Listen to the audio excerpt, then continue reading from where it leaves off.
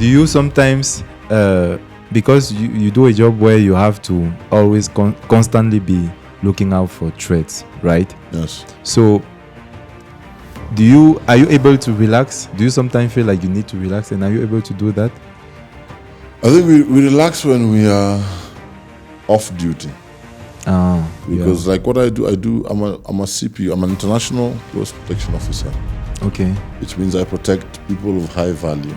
On today's episode, Anthony sits down with Brian, a seasoned international close protection officer who's guarded high-profile clients across the globe and doubled as a club bouncer with a sixth sense of danger. In our industry, it is the higher your set of skills, the higher the demand. Yeah. And the demand sometimes might be you might not even have a client as per your company. For say my company might not have a client, but somebody else's company takes a client. They contract me. Yes, as an individual. Yeah.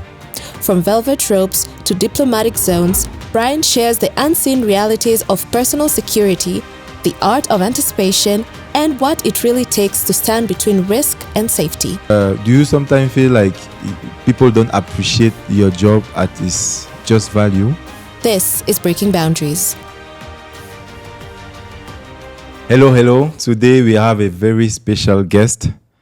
His name is Brian, and he's a private security officer. So we are going to have a very different conversation and very special and interesting conversation than usually. So thank you, Brian, for your time. How are you today? I'm very fine, sir. Yeah, you're welcome to Thank you very much. Breaking Boundaries. So today we are going to talk a little bit about your job and your background. So what made you choose that profession, private security officer? Well, first of all, Brian Ongore is my name. You know, we are African. Yeah. Brian is an English name. So my name is Omondi Ongore. Brian Omondi Ongore. So you're Luo. Omondi is Luo, right? Omondi is Luo. Yeah. But we are more than Luo. We are Luopin. What does it mean? Our civilization is an iota higher than the average human being. So it's something that comes I wasn't aware of that. Yes, it's Luo is a lifestyle, it's a culture. But so I began the security. I was raised by my mom, and I didn't have a sibling. Yeah. So all my life, I learned how to protect myself. And with that, then came the desire to protect others. Yeah. So I'm somebody who grew up hating bullying and hating bullies. Okay. So the innate desire to just be a source of protection to myself and to the people around me began at a pretty young age. I think that's what inspired me to be into the security industry. Yeah. Yeah. You said hating bullies. What do you mean by that? Well, society has bullies everywhere. In school, there are people who will bully you. At the workplace, there are people who will bully you. And there are people who might not be able to defend themselves and they are vulnerable. Yeah. So I'm always that kind of person who needs just for everybody to have their space, their peace and their freedom and to do what they want to do without somebody else taking that right from them. Yeah. Those are bullies to me. So for that, so that means from a young age you were bullying bullies. Yes, I was stopping bullies from bullying others. By bullying them. No. By teaching them. A good lesson. Yes. Okay, so how long have you been working in that industry? Since the year 2008, December. And we are in the year 2025. Yeah. So can calculate the years. Yeah. Okay. And that's 17 years. So, wow, that's a lot. So that means you started that at a young age. Yes, I started exactly, I think I was 18 years or 19. I began working as a doorman. Actually, as a ticket person at a club called City View in Isili. Okay. Yes. So that was your first job? That was my first job, and it began because of bread. I came from a rugby training. I was hungry. There was no bread. Yeah. An auntie of mine, these days it's a joke. My uncle said, "You're eating too much bread. You need to get something to do." Yeah. So I left the house walking, and I walked randomly, went to Isili, found a club there, asked for work. I was given work. That's how I began working. And you did that job for how long? I think a year or so. A year. Yeah. Ah, okay. Then I moved to a different. I went to the Kenya National Theatre Yeah. where I worked for a club called Wasani. It was a restaurant. I was the head of security there. So that is when then my desire for film. I'm also a filmmaker. Began because I used to work there, and then in the evenings go down to the theater and watch people act and do different things. Yeah. So then I did film production directing. Yeah. So I'm a filmmaker and I'm a security officer. Yeah. Okay. And throughout your experience, what is the most dangerous situation you found yourself in? Well, now because now I take high risk. We have something called risk assessment. Yeah. Most of my clients, the higher you go in terms of training, the more qualified you are to handle clients who have a very high risk. Yeah. So now we've gone through different scenarios. We've had to remove a principal from a crowd where mob justice is about to occur. We've been chased by opponents' vehicles. We've been attacked to a hotel. We've had to evacuate a principal from an attack. So we've had different scenarios. Oh. Yeah. When you say attack in your hotel, what happened? People, goons who have been paid to come and kill your client. Yeah. Yeah. And they come to the hotel, and so you have to evade or remove your principal alive in that environment and take them to a safe area. Oh. Yeah. Was it scary for you? It is scary when you begin the industry, but these days it's like when you become a police officer or when you become a military officer. It's part of life. To wake up is God. Unfortunately, to die is God. Have you ever been wounded? Severally. Ah. Yeah. You have knife attacks, physical attacks, stone throws. Somebody, when crowds react differently, stones are hailed at you. You have to run. Yeah. Including protecting people during the mandamandos that we've had. Yeah. Being tear gas also. So we've had a lot of physical injuries from the career. And with all these challenges, have you ever felt like, this is too much for me? Well, there's a song, I don't know what the name of that song is. There's a song by 50 Cent. He said, "This is the life we chose." Yeah. So when you wake up in the morning, if you're a father, it's the life you chose. When you wake up to drive and something happens on the road, you're a driver.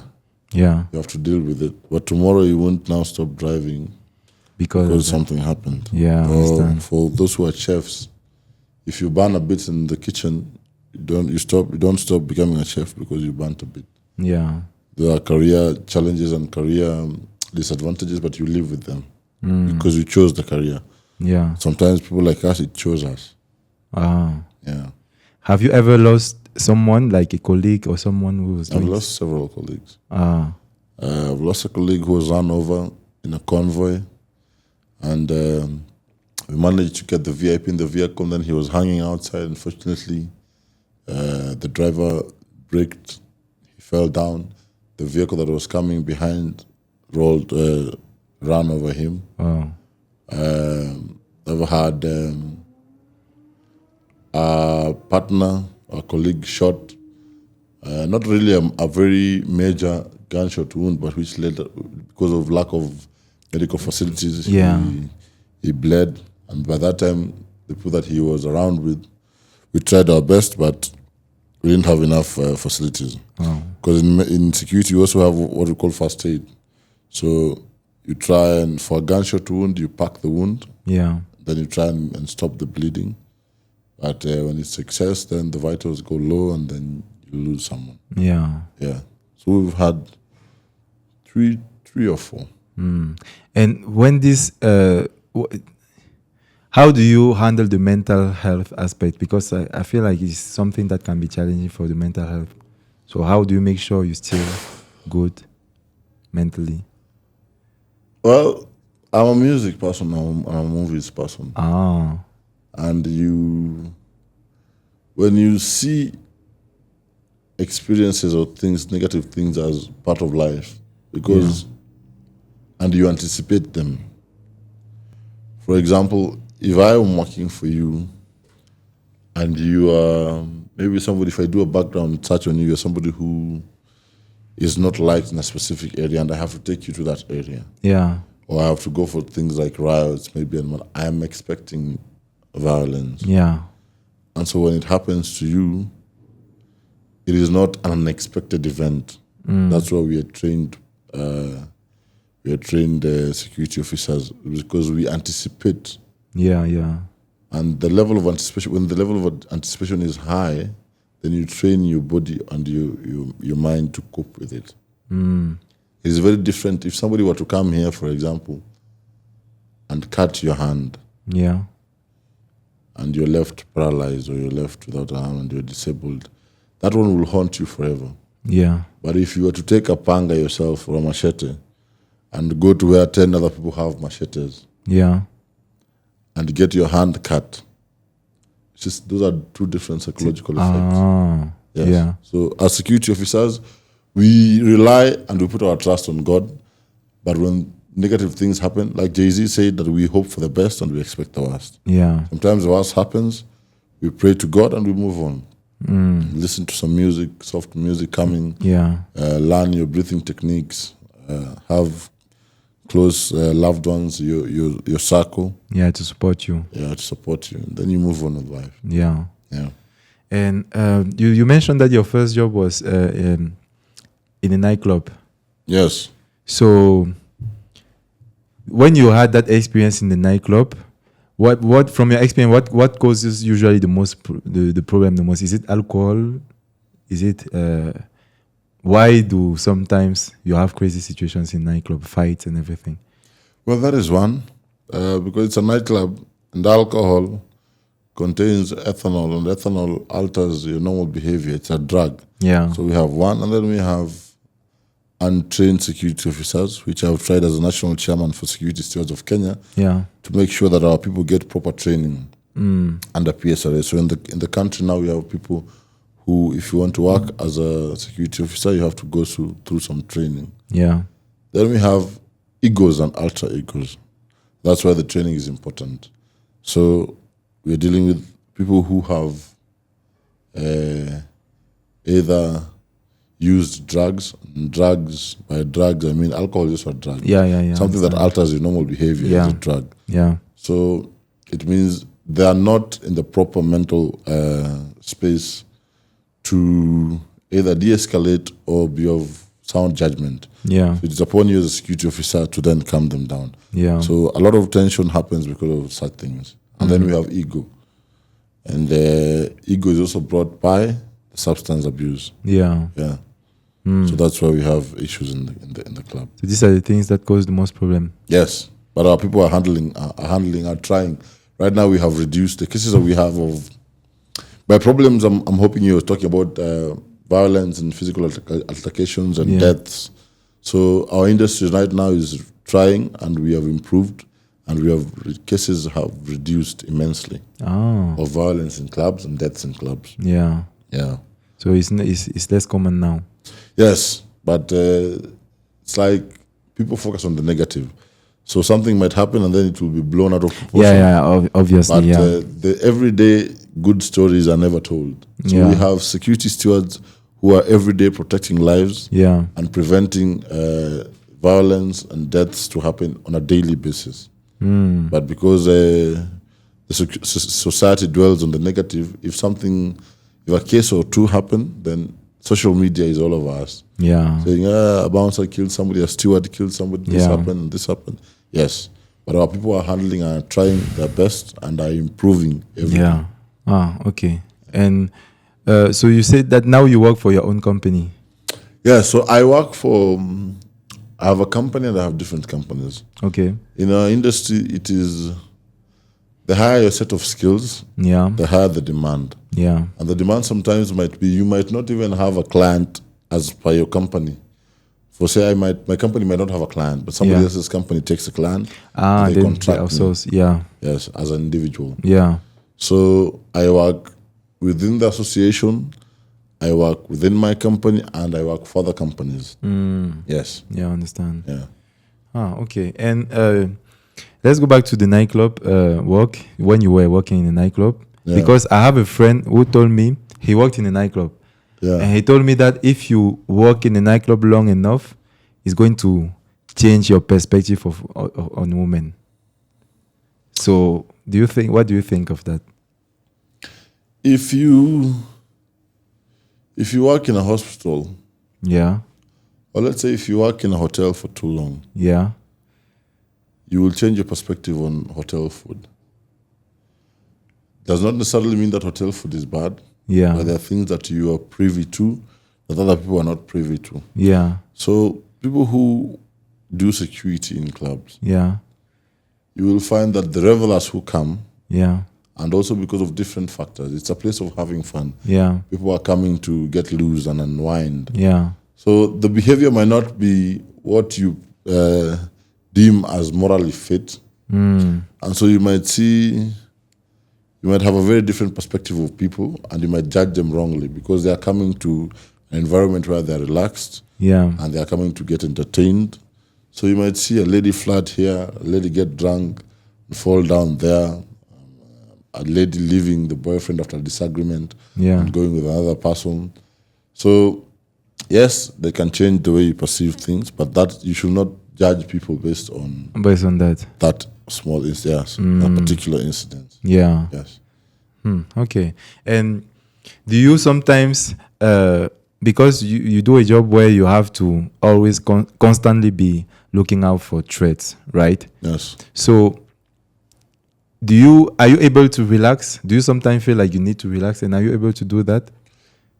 I think we relax when we are off duty. Because like what I do, I'm a CP, I'm an international close protection officer. Okay. Which means I protect people of high value. Yeah. From politicians to celebrities to cool kids to rich people to people who feel that they need protection. Yeah. People who also feel from the risk assessment that their lives are in danger. Yeah. Now when you do when you're in such a career, everything is a potential threat. When you enter into a building which you haven't scanned, when you want to sit in a seat which hasn't been sat in before, when somebody brings food, because you don't know who cooked the food, what is in the food, you don't know which building, you don't know which exits and entrances are in that building, you don't know which is the nearest police station, you don't know if your client has a medical emergency, which is the nearest hospital. Yeah. So we are always on edge because we are also constantly looking for threats, including people who come in. You don't know who is who. You might go to an environment where it is what we call an uncontrolled environment where you didn't scan it before. Yeah. So body movements and facial expressions, everything to you is just pressure. Because you're looking at you. Why is this guy looking at me this way? Why is this guy looking at the principal? Yeah. Why is this guy not laughing when other people are laughing? Why is this guy behaving intensely? Why is the other guy having a face that is predicting anxiety? So you're constantly looking out for threats, and that won't allow you to be relaxed. Yeah. So that means you have to be very good at observing your environment. Yes, it's called situational awareness. Yeah. You're trained on what to look for. Basically, you look for body language, you look for facial expressions, and you look for something which is odd. Yes. Those are the key pointers in anything that might bring insecurity or might cause damage. Yes. And sometimes when you have a situation where you know that it's a danger, like you know that today I'm going to face a very dangerous situation. Yes. You have like a process that you go through to prepare yourself mentally to handle that? Well, in security, the best thing is we have what we call PAR. PAR, we have post, pre, and during the event. Yeah.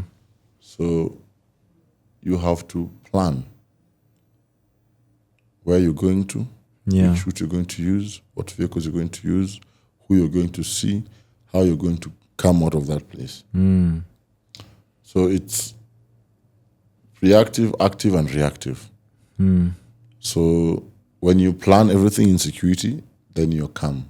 But if you go to an unplanned environment, then you're sitting duck. Yeah. Yes, you're just exposing yourself. Yeah. But what makes security operations work is the proper planning and the thought process that you have. You are anticipating threat A, B, C, D, and what are the plans or the methods to de-escalate those threats. Yeah. Yeah. And these high-profile people that you used to work with in general, have you ever worked with someone that was maybe a public personality and you could tell that, because I'm sure as a security person, you have access to like the person you are protecting from the inside. Yeah. So have you ever worked with someone where you felt like this person, the public perception that people have on him is very different from how he is inside? Yes. I'm also what we call a CSE, a celebrity security expert. Yeah. And 85% of the people that you see in public Yeah. are very different people in their personal lives. Oh. Because when you're in public, there are so many things. There is the expectation of the public. Yeah. There is the crowd and all these fears and paranoia. Yeah. And so even leaders, political leaders and celebrities, you might find somebody who is very, for example, loud outside, Yeah. but in his personal life is a very calm person. Oh. Yes. Or somebody who, because of personality disorders or because of their character, Yeah. they're very different from who they are when they work. That happens to a majority of people. Ah, okay. Yeah. So we should not judge. We should not think most the people we see as public personalities. We should not assume we know them. No, because I'll give you an example of an artist who is about to perform. Yeah. He's a big artist, let's say an A-list artist who has come to Kenya. Yeah. There's a big concert. And they've come from the hotel, they're at the backstage, at their room, and they're anxious. Yeah. And they have stage fright, because that also happens to celebrities and performers. Oh, okay. Before the performance, they have butterflies in their stomach, they have stage fright, and they have all these things. They're anxious. Yeah. And you're coming there as a fan, Yeah. and you're insisting you want to take a photograph for this person. Yeah. And let's say you don't find somebody at the door who is supposed to be handling him. And then you have access. Yeah.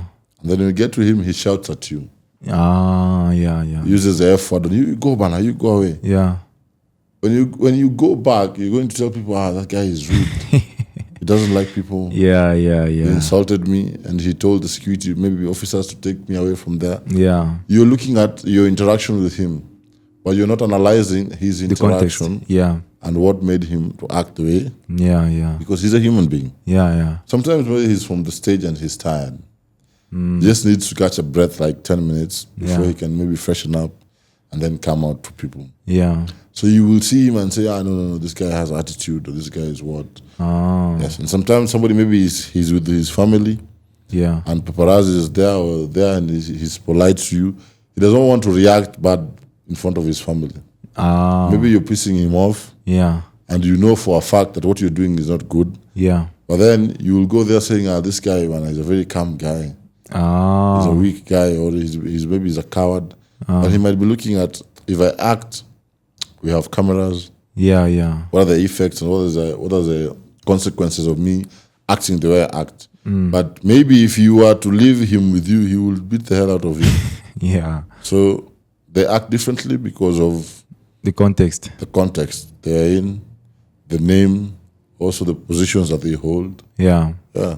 Okay, I understand. And in your work, have you ever feel like, because you mentioned that you work for you protected sometimes even rich kids or Yes. people like that. So have you ever been disrespected by someone you were protecting?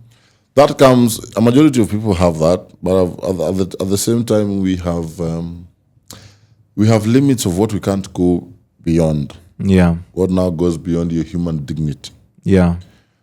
But for us, Yeah. the number one priority, because people have different. I told you, if you study psychology and if you study human behavior, you will get to know a lot of things. And if you're trained as a security officer, if you start shouting and calling me a dog, a pig, this, a stupid person, Yeah. tomorrow nobody will know you insulted me Yeah. when I'm with you there. So I have to have focus beyond Yeah, the situation. what can affect me. Yeah. That is why in our industry, sometimes we are belittled and we are despised. Yeah. But we have to do that. It's like when you go to a club sometimes and the waiter delays and you get angry at that waiter. They're offering a service. Yeah. So they have whatever is disturbing them, but it's not their duty to reflect that on you. Yeah, I It understand. is for them to absorb. That's why they're professionals. Yeah. So we absorb a lot of things. We are undermined, we are despised, we are insulted. As long as somebody doesn't go beyond what we feel is now, Yeah. yes, beyond your personal space, or somebody who to cause physical harm on you, or somebody now to affect your mental health. Because somebody can also insult you to the point where it's no longer work. Yeah. You It feel feels now- personal. Yes, Yeah. now very personal. Yeah. Have you But otherwise, you just understand and tolerate. have you ever felt like slapping someone you were protecting?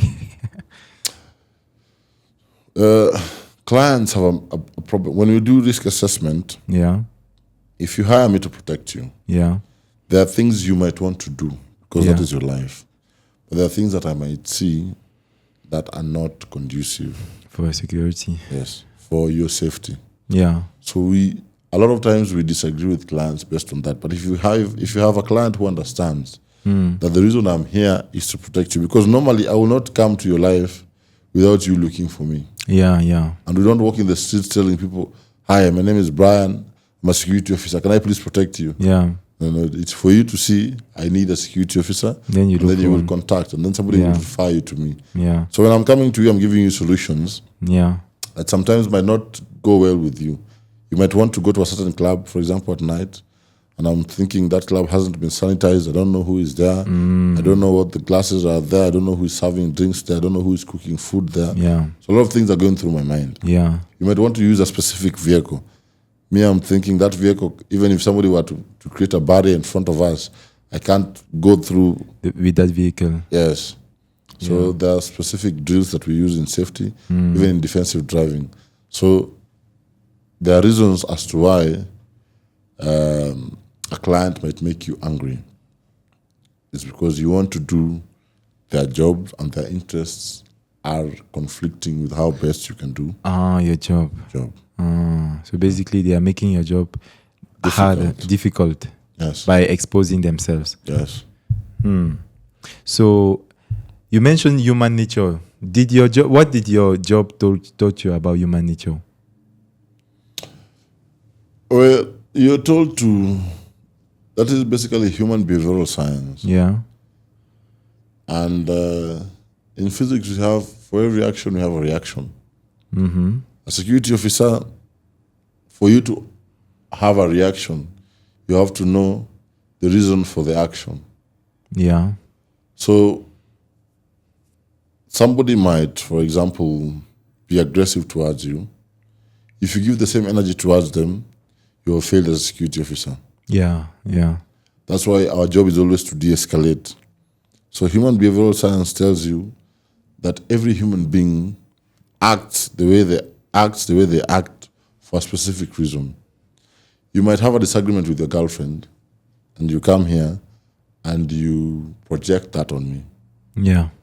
If I also take that projection and retaliate to you, I have not done my duty. So basically, the interaction of human beings is that everybody has a story. Yeah. It is for you to know that story. And if you don't know that story, don't act based on the action. Yeah. Yes. That's very deep. So, and you learn all these things while doing the job, and also You learn it in school, you learn it while in the job. But basically, what you learn in school is what happens in real life. Yeah. Yes. So there are schools to learn how to protect people. Yes, we have very many schools. In Kenya, we have the PSRA is the authority, the Private Security Regulatory Authority. It has schools that have certification. Yeah. So we have. I will not mention, of course, all because they are private schools. Yeah. And nobody has paid me to do marketing for them. But I can only say the school that I went to, for example. Yeah. because I am Highfield trained. I trained in a school called Canexpi. Yeah. So Canexpi partnered with Highfield. Highfield is an international elite security close protection training, Yeah. among the best in the world. So you go there and you train from, you can do level 1 in a different school, level 2. We have different levels of private security training Yeah. and different areas of expertise. Like I have done close protection. Yeah. Right now I'm a level 5 CPO PSD officer. CPO means close protection. I'm an international close protection officer. It means I can protect you in different countries, and I know different procedures and different standards. I know how to drive vehicles left hand, right hand. I know different procedures for different companies, and I learn law of different countries and international law. So for me to get to that level, I have undergone level 1, level 2, level 3, level 4, level 5. Yeah. And basically, without explaining so much, it's just learning to protect a human being through many threats as possible. In simple language, that you are now exposed to knife attack, a firearm attack, a bomb attack, a mob justice attack, a health attack. If somebody has a personal health issue, somebody has a heart attack, as a security officer, what do? Do you know how to do CPR? Do you know how to do first aid? Yeah. If somebody faints here, if somebody is bleeding, do you know how to stop that bleeding? If you're under attack physically by gangsters or thugs, how do you de-escalate? How do you neutralize that threat? So the higher you go in training, the more the threats you can actually contain, de-escalate and mitigate and get solutions to keep the principle alive and yourself. Yeah. Yeah. Wow. I feel like there's a lot that goes that like is a lot more complicated and complex than what people assume. Because It is. Yeah. It is. So, do you sometimes feel like people don't appreciate your job at its just value? Yes, that is the story of our industry. We are not appreciated as much as we would like to be appreciated, even by government. Because by now, in most countries, in most civilized countries, when you increase the value of the private security officer, you have a safer nation. Yeah. Because we are fast responders. Yeah. Even in terror attacks, for example, Westgate and Dusit, the first person that gets attacked is the private security officer. So we are requesting that the government needs to invest in our industry. Yeah. So that our people are better trained. So that then we have a better, a well-kept, or a safer society. Yeah. If something were to happen here, I will be the first responder. Before we call 999, 911, 999 for the country. Yeah. They will, and we want to appreciate our police service. Yeah. They are now improving and they are doing a great job.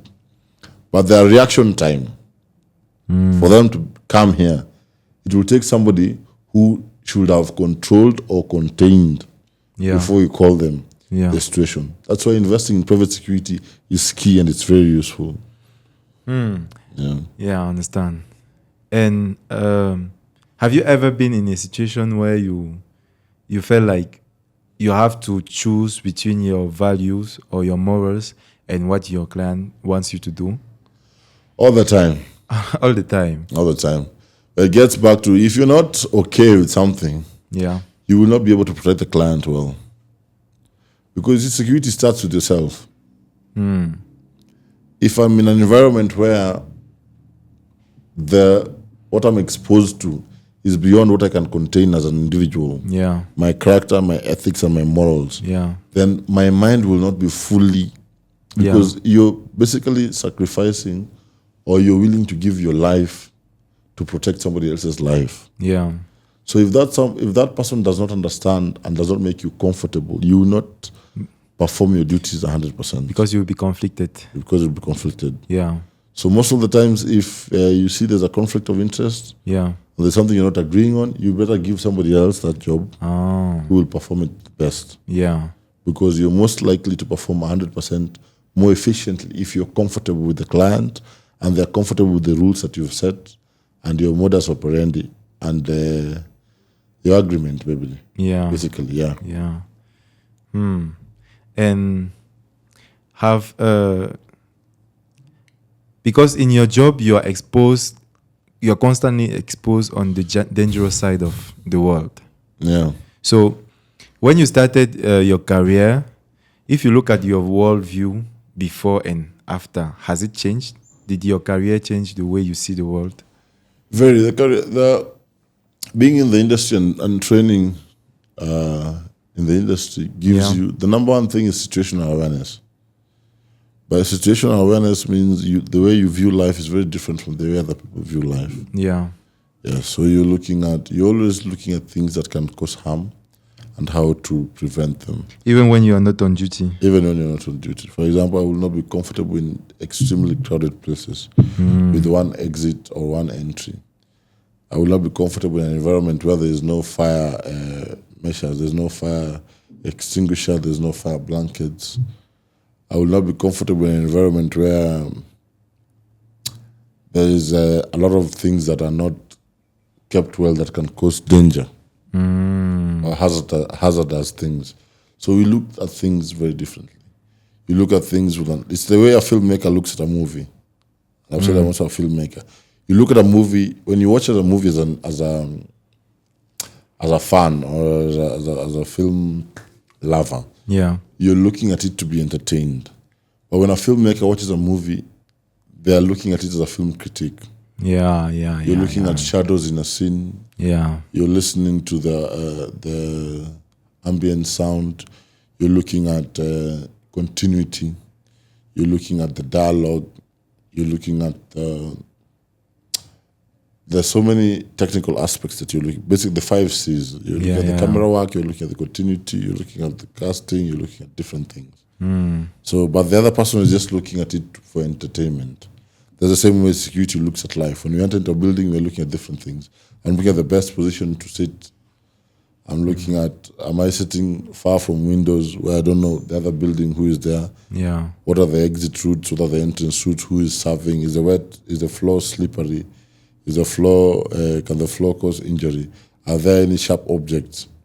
Are there people who are eating things? For example, a child is playing recklessly. So we are looking at things very differently. It all goes down to situational awareness. We are very aware of our environment. Yeah. That is the difference from then and now.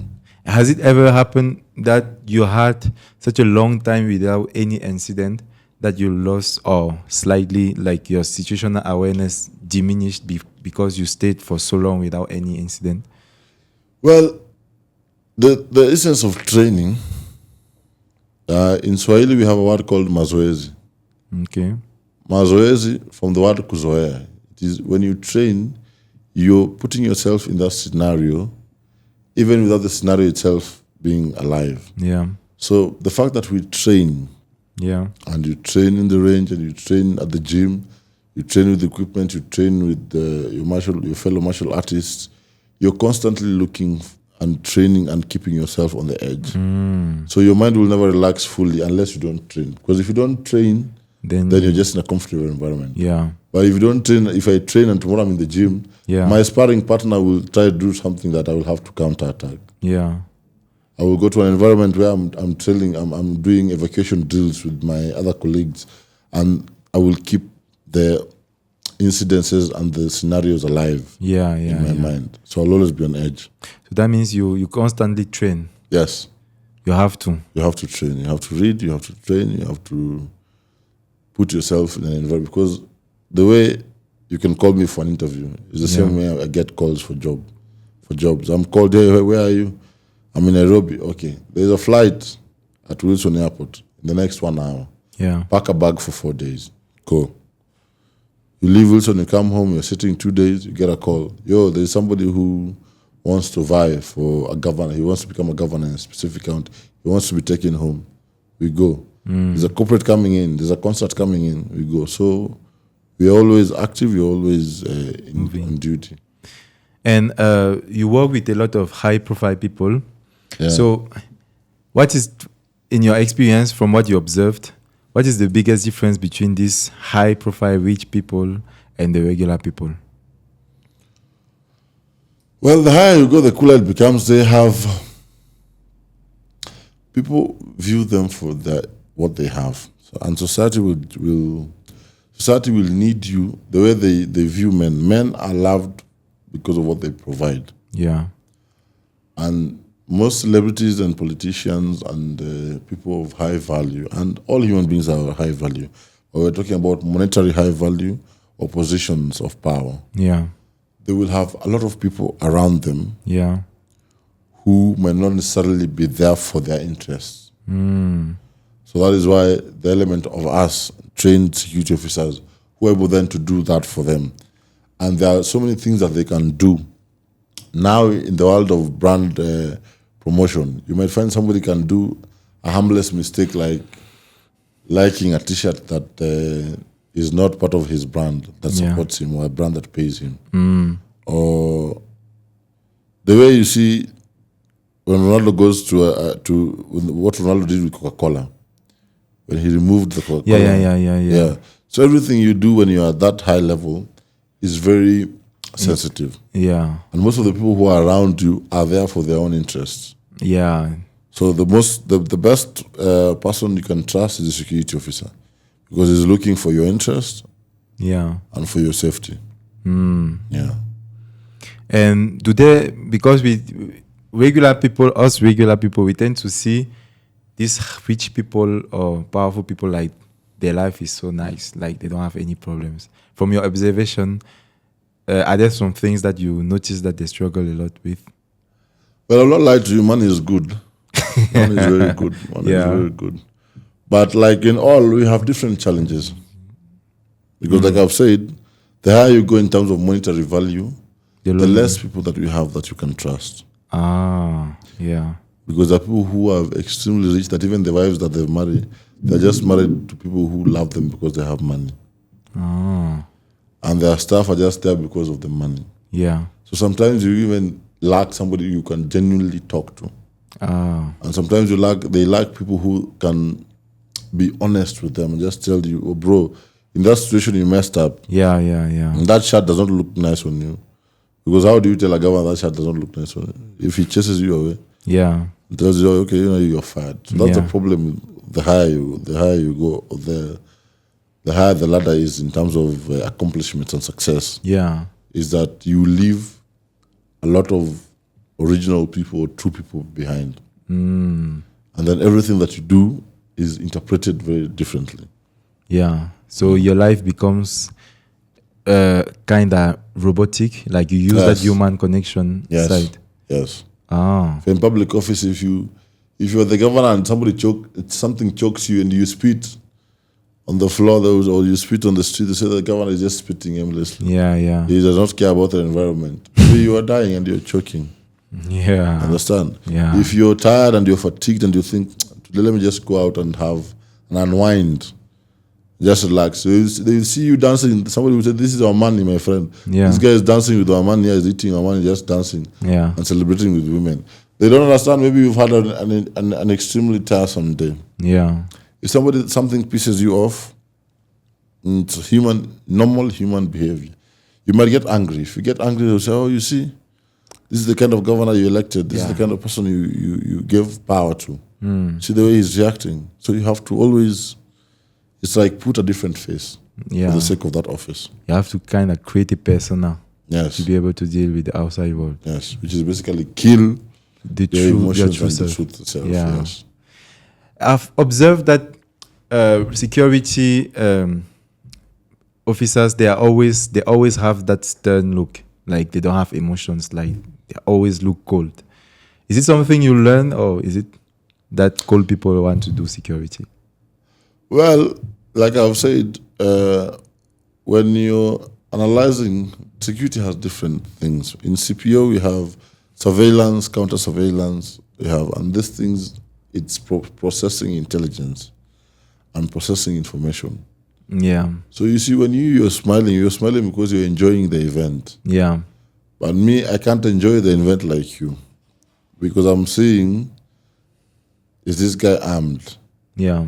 Is that guy is going close to that chair? That guy is picking that water bottle. That entrance is getting too crowded in here.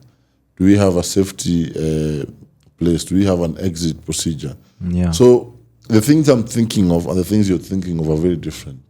Yeah. That's why now that the mind will not allow you to smile, because I'm looking at, like I've said, situational awareness. I'm looking at things that could go wrong, and in my mind I'm like, oh, this guy, who is this guy? This cameraman. Yeah. Does somebody know who the cameraman is? They've brought a new cameraman. I don't know him.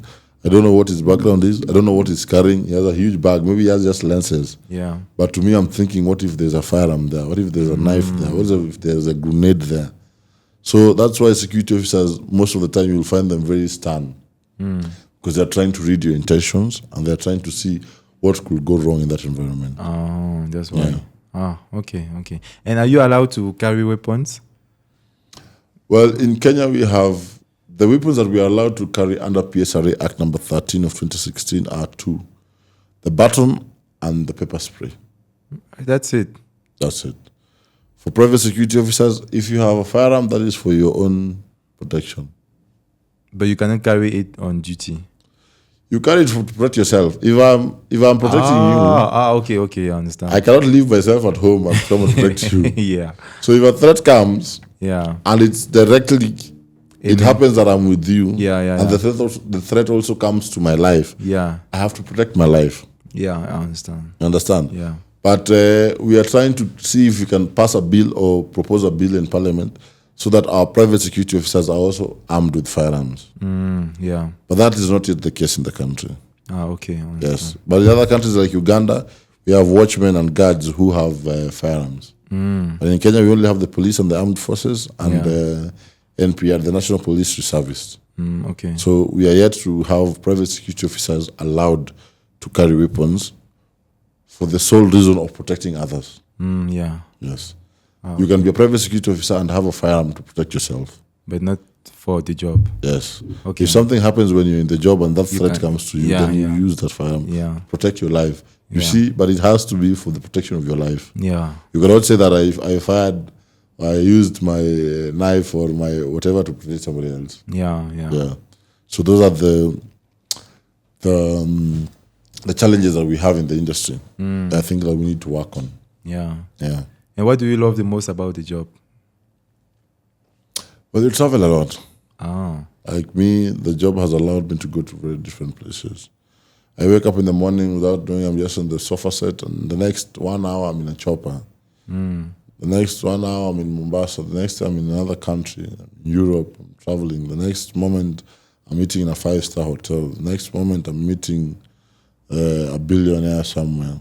Yeah. So it's a career that has spontaneity, and it's a random career, and most of the time on the higher side. Yes, we have some times where you have to go to and do slum tours and take a philanthropist the middle of the slums where you're not comfortable. Maybe sometimes you have to take a politician to riots, and those instances are there. But majority of the things that we handle are just the good side of life. Taking somebody for the national park. Yeah. Taking somebody else to bungee diving, taking somebody else for holiday, taking somebody else for a conference meeting at a 5-star hotel, taking somebody for a surprise, going with a helicopter somewhere, traveling to a different country. So I love the fact that I travel, and I love the fact that it's has a lot of surprises. Oh. Yeah.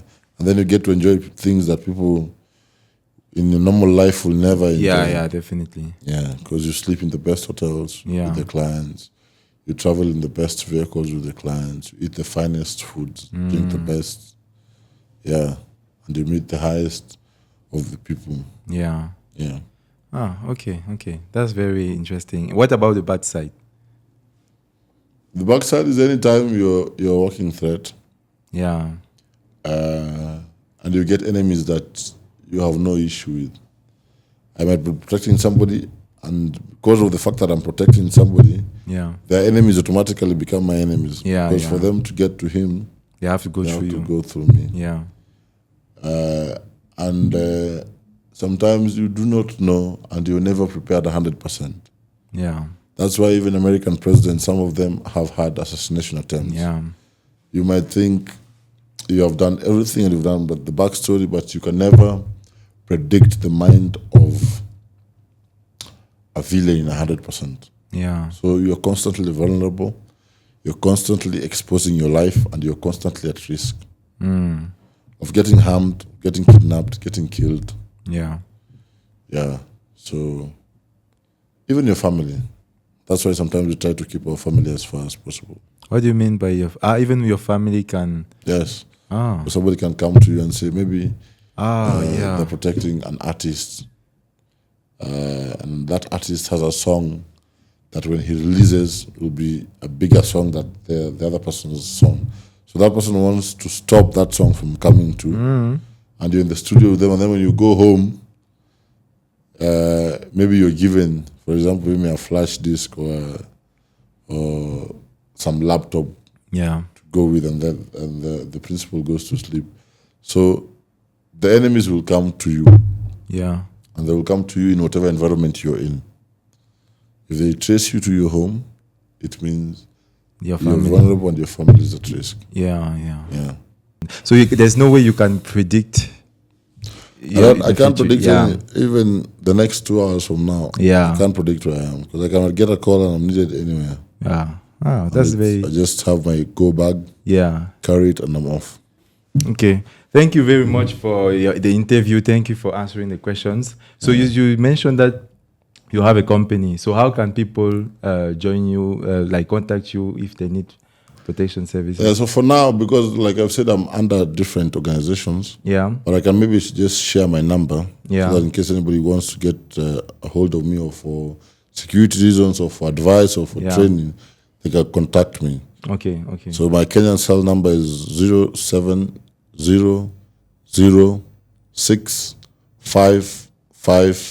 07006555920. Okay. I'll say it again. That's 07006555920. Okay. You It's call going- me anytime when you have business or you need consultancy. Okay, sure. It's going to be displayed under the screen. Yeah. So you mentioned consultancy. So can you list your services? Yeah, so I do executive protection, VIP protection, I do high risk hostile environment protection. I do event trained security officers we do security consultancy. We do club and establishment security also. We do the risk assessment and then we give you the personnel. Yeah. Okay. So the fact that I'm the national chair, I have a wide range of people who are qualified to do whichever security solution to provide whichever security solutions that you need. Yeah. Yeah. Okay. Okay. Yeah. So you know what to do, guys. If you need security or you said consultancy. Consultation. Yeah. Consultation. Consultancy. Yes. So that means if maybe I don't know exactly which kind of people I will need to protect my establishment. Yes. So you analyze the situation. Yes, we do what we call a risk assessment. Yeah. We tell you this space needs this number of people, needs this equipment, Yeah. needs to function at this time, Yeah. and needs to have this contacts. Okay. Yeah, Okay. so that's basically what risk assessment is all about. Okay, so you know what to do, guys. Thank you very much for being with us throughout this interview. It was a very interesting interview. I learned so much. Thank you for your time. You're welcome. It was a pleasure hosting you. Pleasure is all mine. Thank you. Welcome.